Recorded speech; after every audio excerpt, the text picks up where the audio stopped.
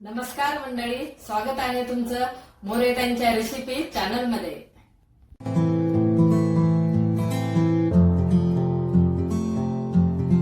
चला तर मग व्हिडिओमध्ये पुढे जाण्याआधी बेल आयकॉन दाबून चॅनलला सबस्क्राईब करा आणि सुरू करा मोरेताईंसोबत आजची ही चवदार रेसिपी बनवायला। चला तर मंडळी, आज आपण नाश्त्यासाठी एकदम चविष्ट असा उपमा बनवणार आहे। मी आज तुम्हाला ना माझ्या पद्धतीनं उपमा मी जसं घरी करते का तसं करून दाखवणार आहे। तर त्याच्यासाठी ना हे 1 वाटी रवा घेतलेला आहे। बारीक रवा आहे, जाड पण चालतो बारीक पण चालतो।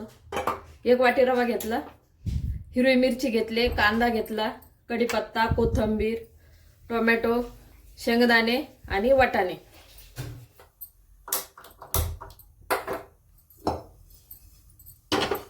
आता आपण गॅस पेटवलाय, कढई ठेवली आहे। कढईला गरम होऊ देऊ, आधी रवा भाजून घेऊ आपण। आता रवा भाजण्यासाठी आपण तेल टाकणार आहे। आता आपण हा रवा घेतलेला टाकू।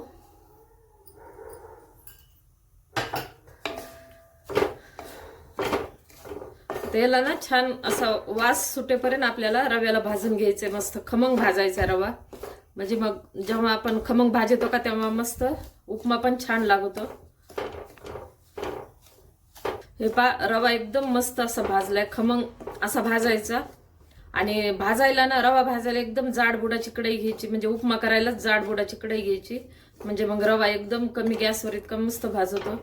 छान रवा भाजलेला आहे, आता आपण काढून घेऊ। आता आपण रवा काढून घेतलाय, तीच कढई आपण याच्यावर गॅसवर मांडली। तेल टाकलेले, तेल गरम झाले, अर्धा चमचा मोहरी टाकून घेऊ। जिरे पण टाकू अर्धा चमचा।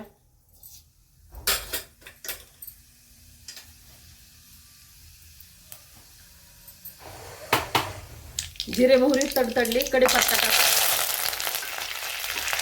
कांदा टाकू। कांद्याला थोडं आधी परतून घेऊ आपण।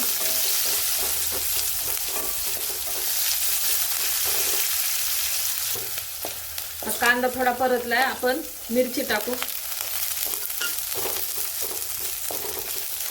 मिरची आणि कांदा छान परतलाय, आता आपण टोमॅटो टाकू।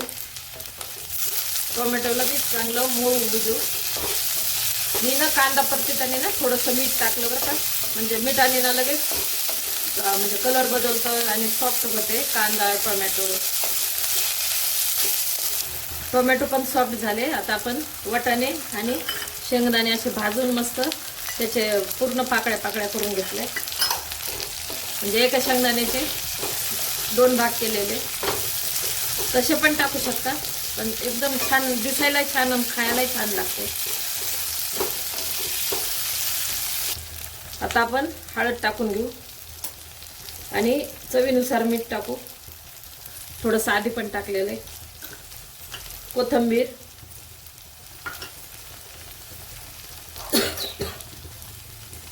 आता आपण लगेच याच्यात भाजलेला रवा टाकू। आता याला मिक्स करू।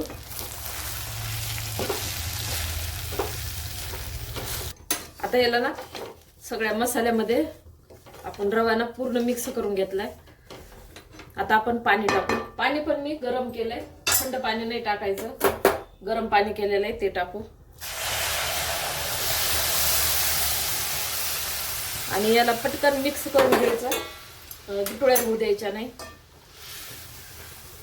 आणि असा लुसलुशीत मस्त करायचा, म्हणजे खूप खायला भारी लागतो।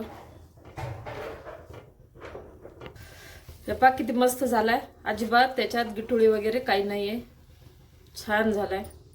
अशा पद्धतीने एकदा खरंच तुम्ही करून पहा आणि गरम गरम घरच्यांना खायला द्या, भारी लागते नाश्ता हा। मी ना गरम पाणी ह्या वाटीनं रवा 1 वाटी रवा घेतला तर 5 वाट्या गरम पाणी केलं, पूर्ण पाणी लागलेले मला 5 वाटी। मग तेव्हा कुठं हा लुसलुशीत होतो, कारण निबर ना असं म्हणजे घट्ट उपमा आम्हाला तर नाही आवडत, पण हे सर्वांनाच असं छान लागतो, कारण एकदम खायला एकदम चांगला लागतो ना, त्याच्यामुळं लहान मुलं मोठे पण आवडीने खातात। तर अशा पद्धतीनं तुम्ही नक्की करा। आणि एक तर रवा टाकल्याबरोबर पण असं पटकन हलवायचं, गिटुळ्या होऊ द्यायच्या नाही। आता मस्त झालेला आहे हा, एकदम याच्यात एक गिटुळी नाही काही नाही, आणि हे इतकं साहित्य टाकलं. तुम्हाला अजून जर मुलांना भाज्या कोणत्या आवडत असेल त्या पण तुम्ही टाकू शकता. मी एवढ्या टाकलेल्या. तर अशा पद्धतीनं करा, भाज्या अजून वाढवा आणि छान मुलांना डब्याला पण करून द्या. आता उपमा तयार आहे, टेस्ट करून पण दाखवते. एकदम भारी झाला. नक्की तुम्ही अशा प्रकारे करा. हा व्हिडिओ आवडला असेल तर लाईक करा आणि अशाच प्रकारच्या चवदार आणि चमचमीत रेसिपीसाठी सबस्क्राईब करा आणि कमेंटमध्ये कळवा तुम्हाला कोणत्या रेसिपीज बघायला आवडतील. पुन्हा भेटूया एका नवीन रेसिपीसह एका नवीन व्हिडिओमध्ये. धन्यवाद.